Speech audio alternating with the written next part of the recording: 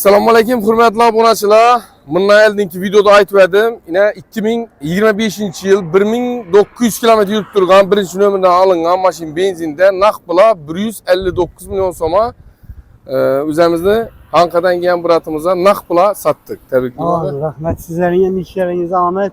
Şimdi yakışı maşınları sataver size. Şu iş kılıp işlerinize Ahmet. Ne diyeyim ben başka? Tebrik imza. Bundan bu maşinleri alıp oturuş. Maşin zor yapıyor. Maşina yapıyor. Satkan maşinimiz 2025 reklamasına etkimiz 1900 km yurib turibdi. Birinchi nomerli alıngan naq pula 159 milyon so'm berildi. Bartere Nexia maşinlarini hesaplab aldık.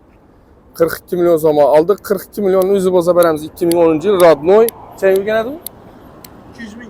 200 ming probeg yurib turibdi. 1.6 Donus. Motor ham toza remont bo'lgan mashinani o'zini ham reklama etib beraylik. 2025 sattık. Al 59'a. Onun için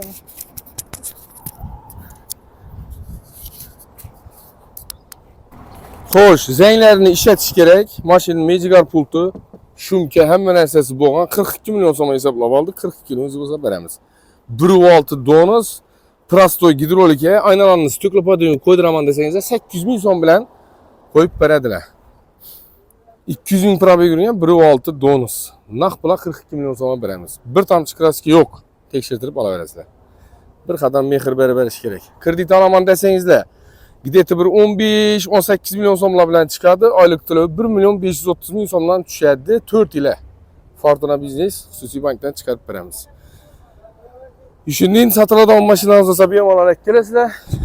Naq pul asosida o'zimiz sotib olamiz. Bo'lmasa shunday barter etamiz. Satib berish variantlarimiz ham bor. Kelaverasizlar. Rahmat, sog' bo'ling.